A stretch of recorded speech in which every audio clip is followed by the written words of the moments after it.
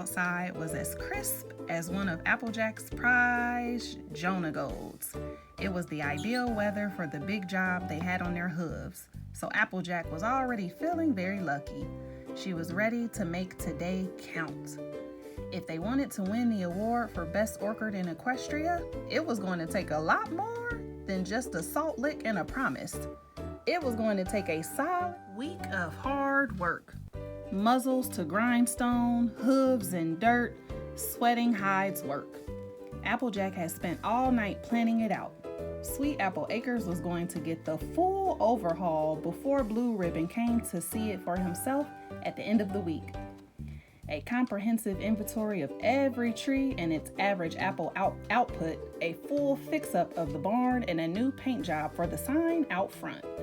Winning would mean so much for their family. Not just glory and pride for the Apple legacy, but it'd bring in loads of new business to boot. And the extra plot of land? Well, Applejack already had about 20 different ideas for it. She'd all about drawn up blueprints for it.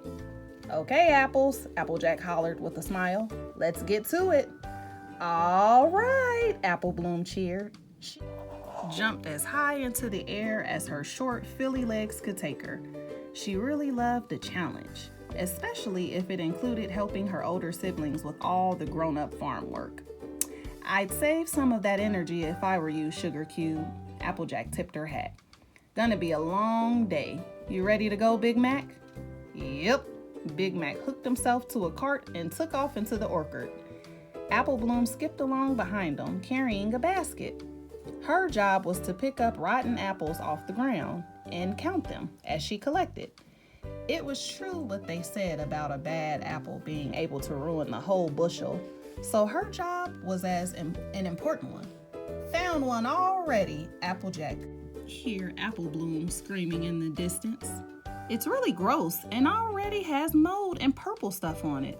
Ooh, look, a bug." "That's nice, dear," said Granny as she headed back into the house.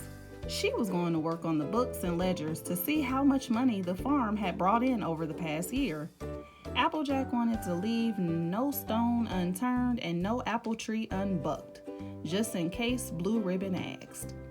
Applejack was about to get to work on her part of the orchard when she saw a pink blur bouncing in the distance. Applejack shielded her eyes from the sun. It was Pinkie Pie. How had she forgotten that today was Pinkie's day to help her out with the inventory? "Howdy, Pinkie," Applejack shouted. Even though she knew Pinkie was horrible at bucking apples, Applejack was glad to have her friend join her. Maybe if it worked out, Pinkie would stay and help for more than one day. "Are you ready for the best apple tree inventory ever?" Pinkie squealed as she came to a full stop, just a few inches from Applejack's face. Now here was a pony who never ran low on energy. "You bet your cutie mark," Applejack said. "Thanks for coming. All of us here at Sweet Apple Acres really appreciate your help." "I wouldn't miss the chance to help my best friend for anything," said Pinkie Pie. "Not even Sprinkles Day at Sugar Cube Corner, which is today, actually." "Come again?" Applejack cocked an eyebrow. She glanced at the rows upon rows of unbucked trees and thought of the precious seconds ticking by. If they started the next 3 minutes, they could probably make it to the south field by lunchtime, and then after lunch, they could wind around the east field. "It's the day when Mrs. Cake gets the new shipment of sprinkles in and has me taste all the new flavors," Pinkie Pie said. "Matter of factly, it's pretty much the best day at work ever. But I would miss 100 sprinkle days if you needed me to, Applejack. It's what friends are for." Pinkie Pie took out a small silver canister of sprinkles and poured some into her mouth. "Want some?"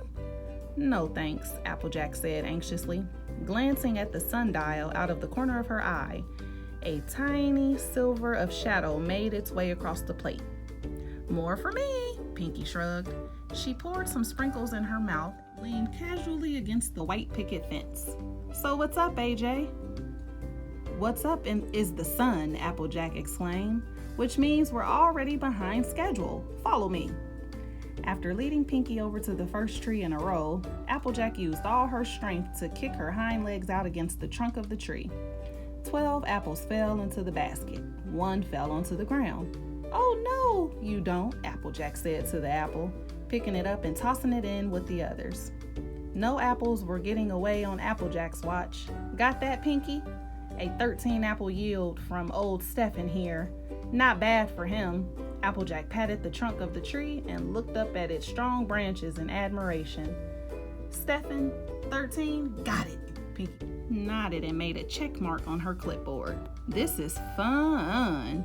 She bounded over to the next tree in the line, her curly pink tail springing up and down. Glad you finally came around to bucking, Pinkie Pie, Applejack said. She'd always thought it was fun and hoped other ponies would see it too. As fellow Earth ponies, she and Pinkie were perfectly suited for the job with their super pony strength. Applejack trotted to the next tree and repeated the familiar motion. 10 apples fell into the basket. Easy as pie. 10 for Big Jim here. 10 a Rooney for Big Jimmy Jazz, Pinkie smiled and scribbled down a number. Then she frowned.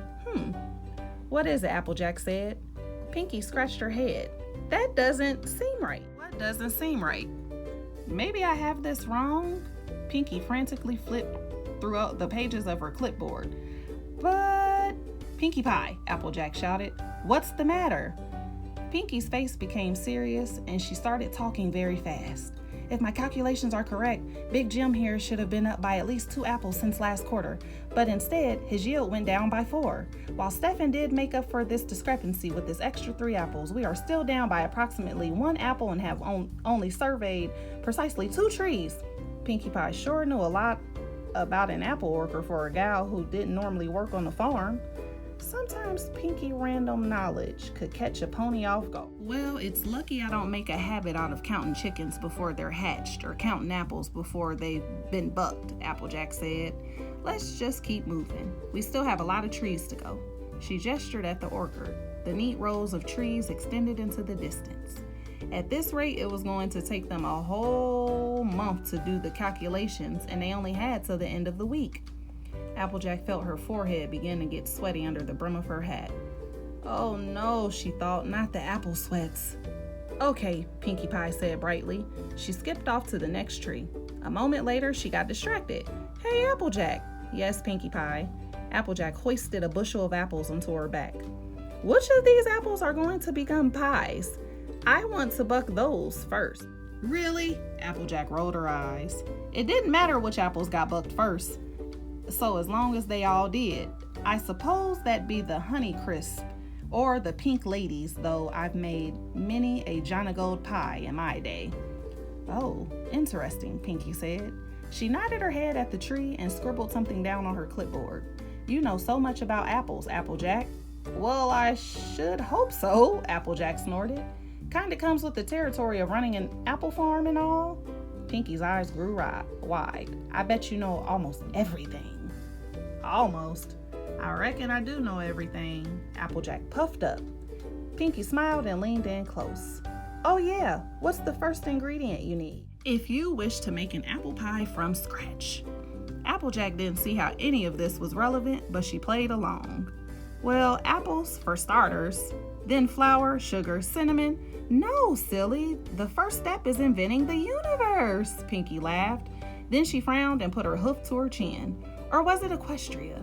I can't remember the actual words, but I read that in one of Twilight's science books. Some pony named Cart Bacon. Applejack reached out and put her hoof over Pinkie's mouth. That's very fascinating and all, but put a cork in it, all right? Pinkie Pie said, nodding. Applejack sighed. It was tough enough to run a whole farm with a focused worker like Big Mac beside her. How was she expected to get all her work done in a short amount of time when she had such a hyperactive pony like Pinkie Pie holding her back? Pinkie will be Pinkie. I'll make it work somehow, she thought as she cantered over to another tree. Yeehaw! Applejack shouted and kicked her back legs with the force of 10 regular ponies. Apples rained down into the baskets below. It was hard work being an apple and a good friend at the same time, but luckily she was up for both jobs. At least she hoped so.